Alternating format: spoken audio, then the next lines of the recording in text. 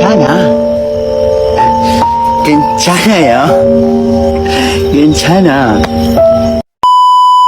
Aku hanya memikirkan satu peraturan penting. Kenapa kau lakukan hari ini kalau kau bisa melakukannya besok? Hahaha. A few moments later.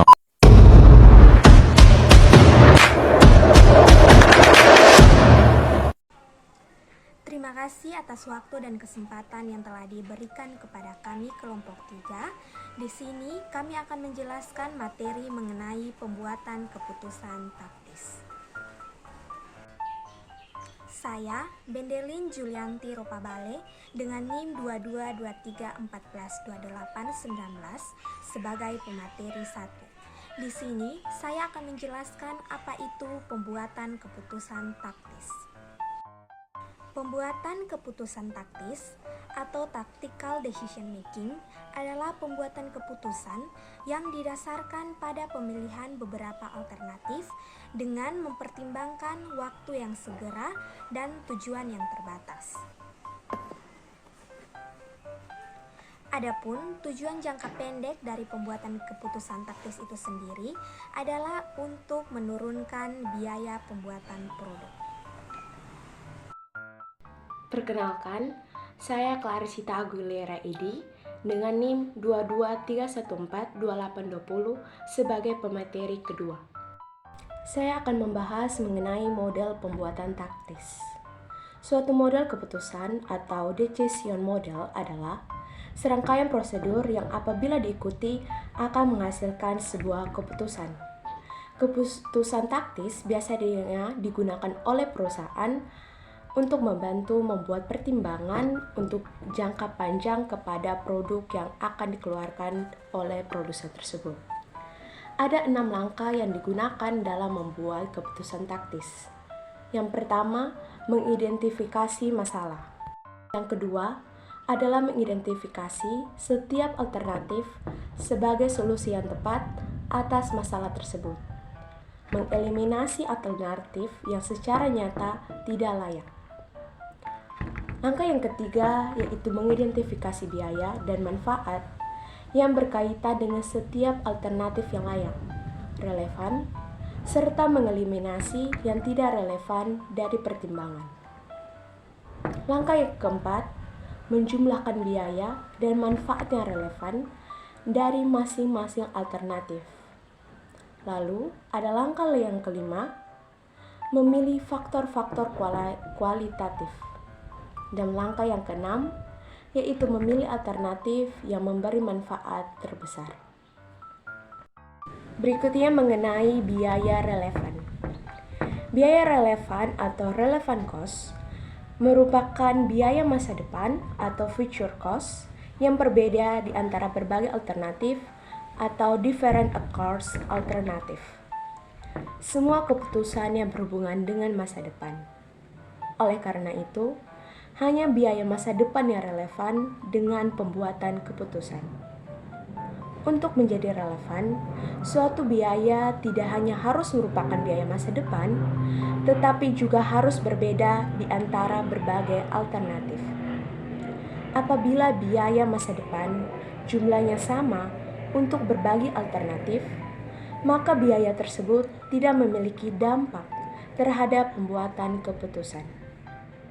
Biaya demikian disebut dengan biaya tidak relevan atau irrelevant cost. Kemampuan untuk mengidentifikasi biaya relevan dan tidak relevan merupakan suatu keterampilan pembuatan keputusan yang sangat penting. Baik, saya sebagai pemateri ketiga atas nama Injiliani Putri Sanlai akan memaparkan materi tentang etika dalam pembuatan keputusan taktis.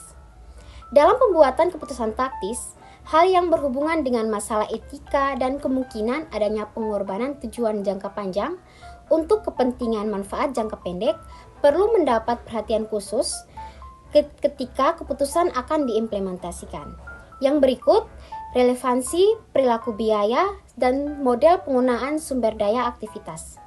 Itu ada 3. Yang pertama, sumber daya diperoleh karena digunakan dan diperlukan. Yang kedua, sumber daya diperoleh di muka satu periode. Yang ketiga, sumber daya diperoleh di muka multiperiode. Baik, perkenalkan nama lengkap saya Fani Febriana Dewi Lalipora dengan NIM 222314282. Di sini saya sebagai pemateri keempat dan saya akan membawakan materi tentang aplikasi biaya relevan dan keputusan bauran produksi. Nah, yang pertama di sini saya akan membahas materi tentang aplikasi biaya relevan. Nah, penentuan biaya relevan sangat bermanfaat dalam memecahkan berbagai jenis permasalahan. Nah, secara tradisional, penetapan biaya relevan itu meliputi yang pertama ada keputusan membuat atau Manajer seringkali dihadapkan dengan keputusan apakah harus membuat atau membeli komponen-komponen yang digunakan dalam suatu proses produksi. Manajemen seharusnya secara periodik perlu mengevaluasi keputusan di masa lalu yang berkaitan dengan aktivitas produksi. Kondisi yang menjadi dasar pembuatan keputusan sebelumnya mungkin telah berubah dan memerlukan pendekatan yang berbeda. Nah, yang kedua, ada keputusan mempertahankan atau menghentikan. Nah, seorang manajer seringkali membuat keputusan apakah suatu segmen seperti lini produk harus dipertahankan atau dihentikan. Laporan segmen yang disusun atas dasar variabel costing menyediakan informasi yang berharga untuk membuat keputusan mempertahankan atau menghentikan. Nah, margin kontribusi segmen dan laba segmen sangat berguna untuk mengevaluasi kinerja suatu segmen. Laporan segmen menyediakan informasi untuk membuat keputusan mempertahankan atau menghentikan. Sedangkan biaya relevan atau relevant cost menjelaskan tentang bagaimana informasi tersebut harus digunakan sampai pada saat pembuatan keputusan. Yang ketiga yaitu mempertahankan atau menghentikan dengan berbagai dampak komplementer. Nah, manajer perlu dengan cermat menganalisis keputusan untuk mempertahankan atau menghentikan komponen-komponen dengan memperhatikan berbagai dampak yang terjadi agar keputusan tersebut tepat bagi perusahaan. Yang keempat yaitu mempertahankan atau menghentikan dengan penggunaan alternatif fasilitas.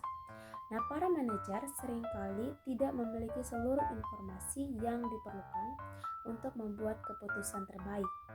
Nah, mereka juga mungkin tidak mampu mengidentifikasi setiap solusi yang layak. Nah, manajer mendapat manfaat dari pengumpulan seluruh informasi yang tersedia sebelum membuat keputusan akhir. Mereka harus berusaha mengidentifikasi sebanyak mungkin solusi yang layak. Yang kelima yaitu keputusan pesanan khusus. Nah, di berbagai negara yang telah memiliki undang-undang tentang diskriminasi harga mensyaratkan bahwa perusahaan harus menjual produk yang identik dengan harga sama kepada pelanggan yang berada di pasar yang sama. Nah, namun pembatasan ini tidak berlaku pada produk yang dapat ditawar atau pada pelanggan yang tidak saling bersaing. Harga penawaran dapat berbeda untuk pelanggan dari pasar yang sama dan perusahaan seringkali mendapat kesempatan untuk mempertimbangkan pesanan khusus dari calon pelanggan dalam pasar yang dilayani dengan cara yang tidak seperti biasanya. Yang keenam yaitu keputusan untuk menjual atau memproses lebih lanjut. Nah, produk bersama atau joint produk memiliki proses produksi dan biaya produksi yang sama sampai dengan titik pisah. Nah, pada titik pisah tersebut, proses produksi dan biaya produksi sudah mulai dapat dibedakan. Nah, produk bersama seringkali dijual pada titik pisah. Nah, namun kadangkala akan lebih menguntungkan bagi perusahaan untuk memproses lebih lanjut suatu produk bersama setelah titik pisah tersebut sebelum menjualnya. Nah, untuk materi berikutnya yaitu keputusan bauran produk. Nah, keputusan bauran produk. Banyak perusahaan memiliki keluasaan dalam memilih bauran produk mereka karena keputusan bauran produk atau product mix decision dapat berdampak signifikan terhadap profitabilitas perusahaan. Nah, setiap alternatif bauran produk menghasilkan bauran tingkat laba yang berbeda. Nah, seorang manajer harus memilih alternatif yang akan menghasilkan laba total. Oleh karena biaya tetap tidak tergantung pada tingkat aktivitas, maka biaya tetap total akan sama untuk semua kemungkinan bauran dan itu tidak relevan dalam pembuatan keputusan. Jadi, seorang manajer perlu memilih alternatif bauran yang dapat memaksimalkan margin kontribusi total. Nah, di sini pertama adalah sumber daya dengan satu batasan. Perusahaan memiliki satu keterbatasan dalam memproduksi sebuah produk. Nah, hal ini perlu dilakukan mencari solusi dengan dua pembanding akan hal yang sama agar mendapatkan pemecahan solusi yang memiliki kontribusi tinggi dalam proses pembuatan produk. Nah, yang kedua yaitu sumber daya dengan banyak batasan.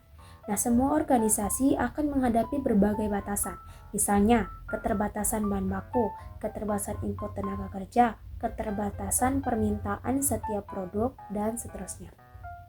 Solusi terhadap masalah bauran produk dengan banyak batasan jauh lebih rumit dan memerlukan penggunaan teknik matematika khusus yang dikenal sebagai programmer.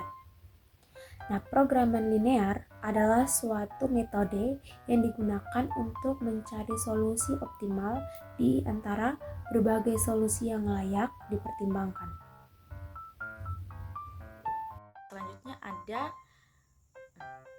Selanjutnya ada penetapan harga. Yang pertama ada penetapan harga berbasis biaya.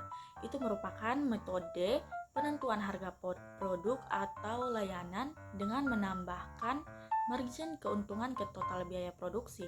Nah, dalam proses ini melibatkan langkah-langkah seperti menghitung biaya total, menentukan margin keuntungan, dan juga menetapkan harga jual.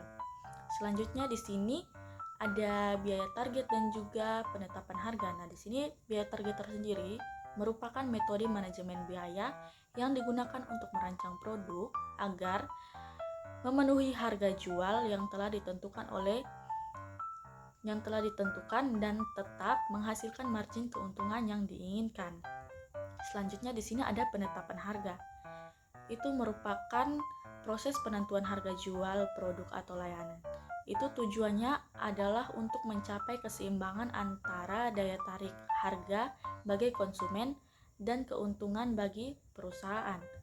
Selanjutnya di sini ada aspek hukum penetapan harga. Itu melibatkan aturan dan regulasi yang harus dipatuhi oleh perusahaan untuk mencegah praktik-praktik yang tidak adil atau anti persaingan. Selanjutnya ada keadilan dalam penetapan harga. Itu berkaitan dengan prinsip bahwa harga yang ditetapkan itu harus adil dan wajar bagi semua pihak yang terlibat, baik produsen maupun konsumen. Berikut ada beberapa elemen kecil dari keadilan dalam penetapan harga itu seperti transparansi dan kesetaraan. Kesimpulan untuk materi kami kali ini adalah keputusan taktis dalam manajemen organisasi penting untuk menyesuaikan dengan perubahan pasar dan kondisi ekonomi. Akuntansi manajemen menyediakan informasi relevan untuk membantu dalam pengambilan keputusan jangka pendek yang mendukung strategi jangka panjang sebuah perusahaan. Analisis biaya yang relevan, penetapan harga, dan optimalisasi bauran produk adalah kunci dalam proses ini. Etika dalam pengambilan keputusan juga penting untuk menjaga keseimbangan antara manfaat jangka pendek dan tujuan jangka panjang. Dengan demikian, pemahaman mendalam tentang prinsip-prinsip akuntansi, manajemen, dan teknik analisis keuangan sangat penting untuk mendukung pengambilan keputusan taktis yang efektif dan etis. Terima kasih.